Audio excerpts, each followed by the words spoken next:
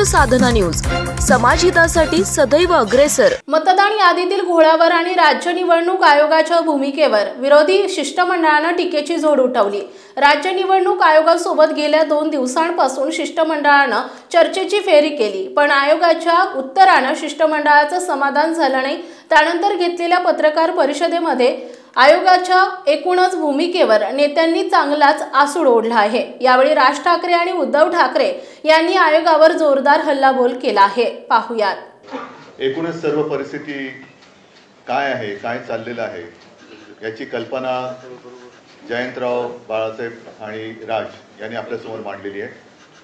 एक गोष्ट मी आवर्जून सांगेन, एकूणच लोकशाहीसाठी, तिच्या रक्षणासाठी महाराष्ट्रातले सर्व राजकीय पक्ष एकत्र आलेले आहेत। आम्ही सर्व एकत्र येत असताना भारतीय जनता पक्षाला सुद्धा पत्र दिलं होतं, पण आज व्यासपीठावर आणि आमच्या कालच्या आणि आजच्या निवडणूक आयुक्तांच्या भेटीमध्ये भाजपाकडनं कोणी आलेलं नाही।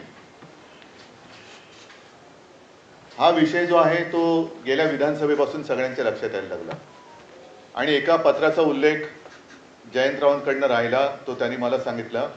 तो म्हणजे विधानसभा निवडणुका ज्या म्हणजे गेल्या वर्षी झाल्या 2024, त्याच्या आधी 19 ऑक्टोबरला एक महिना आधी महाविकास आघाडीकडनं निवडणूक आयोगाला एक पत्र दिलं होतं आणि त्याच्यामध्ये आमचा विषय हा होता की नाव घेऊन अगदी म्हटलं तरी की काही भारतीय जनता पक्षाचे कार्यकर्ते ह्या मतदार यादीशी खेळतात आणि त्याच्यामध्ये काही लोक म्हणजे त्यांना हवे ते घुसवत आहेत, नको ते काढतायत। हा सगळा खेळ यांचा सुरू आहे। आता जसं या दोघांनी सांगितलं, अगदी हे पुरावे, ही काही यादी आम्ही घरी नाही छापलेल्या। एकेका व्यक्तीचं नाव 4-4 ठिकाणी आहे, एका जागेवरती 200-200 नावं नोंदलेत। हा सगळा लोकशाहीचा खेळ खंडोबा चाललाय। दोन्ही निवडणूक आयुक्तांना आम्ही सांगितले की एक तर इलेक्शन म्हणजे निवडणूक घ्यायची असेल ती निष्पक्षपातीपणाने झाली पाहिजे, नाहीतर इलेक्शनपेक्षा सिलेक्शन करून मोकळे व्हा, तेवढंच आता राहिलेलं आहे। दोघांशी बोलताना थोडंसं आमच्या लक्षात आलं, मी त्यांचा अपमान करू इच्छित नाही, पण हे जे समोर आमच्या बसलेत ते आयुक्त म्हणून काही त्यांच्याकडे अधिकार आहेत का आम्ही कठपुतळी बाहुल्यांशी बोलतोय आणि त्यांचे दोन वरती कुठेतरी आहेत, ते वरनं जशी बोटं हलतील तशी इकडे हालचाली होतात की काय। सगळे मुद्दे सांगून झालेले आहेत। याच्यामध्ये आणखीन एक मुद्दा जो आहे तो 1 जुलैचा कट ऑफ डेट, म्हणजे 1 जुलै नंतर ज्यांना 18 वर्ष झाली असतील त्यांना यावेळेला मतदानाचा अधिकारच मिळणार नाही। ही कुठली लोकशाही आहे? आणि हे सगळं बघितल्यानंतर आम्हाला असं वाटतं की ज्याप्रमाणे सर्वोच्च न्यायालयाने जसं काही पक्षांचे, काही प्राण्यांच्या केसेस या सुमोटो घेतल्या होत्या, तसंच आपल्या देशातल्या मनुष्य प्राण्यांची सुद्धा केस ही स्वतःहून त्यांनी घ्यायला पाहिजे आणि देशातली लोकशाही जगवण्यासाठी हा त्यांचा सुद्धा एक निर्णय त्याच्यामध्ये असायला पाहिजे। आम्ही राजकीय पक्ष म्हणून आमचं कर्तव्य करतोय, वेळोवेळी निवडणूक आयुक्तांकडे जातोय, दरवाजे ठोकतोय, पण दाद काही मिळत नाही। आमच्यावरती लोकशाहीच्या नावाने जर काही हुकुमशाही गाजवणार असतील तर ही हुकुमशाही आम्ही काही त्यांना गाजवू देणार नाही, हे तर नक्की आम्ही केलेलं आहे। थोडक्यात आज आमचं म्हणणं या दोन्ही आयुक्तांकडे, कारण काल दोन्ही आयुक्तांना आमच्या विरोधी पक्षांची किंवा आमच्या राजकीय पक्षांची, विरोधी नाही राजकीय पक्षांचे प्रतिनिधी मंडळ त्यांना भेटलं, शिष्टमंडळ भेटलं।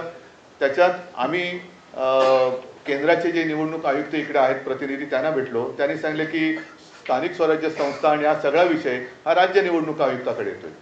त्यांच्याकडे भेटलं आमचं दुसरं, त्यांनी सांगितलं मतदार यादीचा अधिकार हा केंद्राच्याकडे येतोय।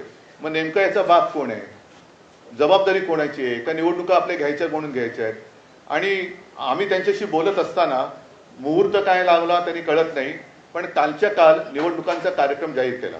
आम्ही त्यांना स्पष्ट शब्दात सांगितलेलं आहे की जोपर्यंत हा संपूर्ण निवडणूक मतदार यादीतला घोळ तुम्ही त्याच्यावरती काही स्पष्टीकरण किंवा तो सुधारत नाही, तोपर्यंत या निवडणुका होता कामा नयेत।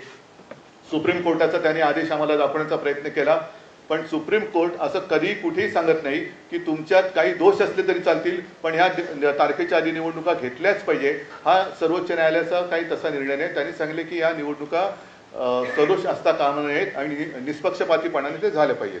आता या सगळ्या गोष्टी झाल्यानंतर दोन्ही आयुक्त समोर बाजूबाजूला होते। आम्हाला त्यांनी सांगितले की आम्ही याचा सकारात्मक विचार करतो आहोत। म्हटलं विचार करून चालणार नाही, या गोष्टी होता कामा नयेत।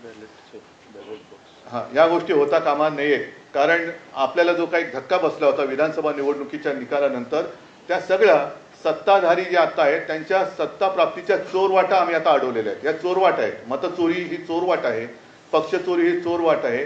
त्याच्यानंतर आणखीन एक मुद्दा आम्ही सांगितला, पण तो त्याचा पुढचा टप्पा आहे. पहिली मतदारांची यादी ही निर्दोष असायला पाहिजे, व्यवस्थित असायला पाहिजे.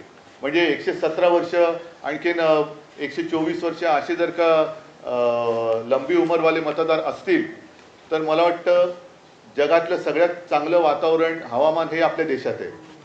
कारण इकडे लंबी आयु, दीर्घायुष्य भव म्हणतात ना, तसं झालेलं आहे. थोडक्यात एक तर निवडणूक आयोगाने एक स्वीकारलं पाहिजे की त्यांचा पुनर्जन्मावरती तरी विश्वास असला पाहिजे, आणि नाही तर जे मतदार हयात आहेत आणि त्यांचा मतदाराचा अधिकार हा हिरावून घेतला आहे, डिलीट केलेला आहे, मग त्यांच्यावरती सदोष मतवधाचा गुन्हा दाखल करावा का.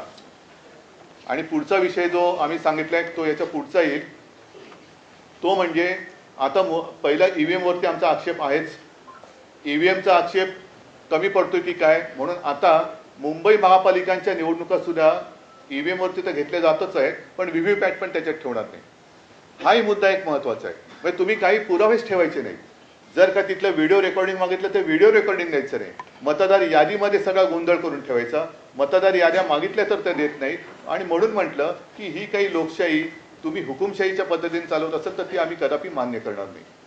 आपल्या परिसरातील महत्त्वाच्या बातम्या पाहण्यासाठी आमच्या समाज साधना न्यूज चॅनलला YouTube वर सबस्क्राईब करा आणि बेल आयकॉन प्रेस करा.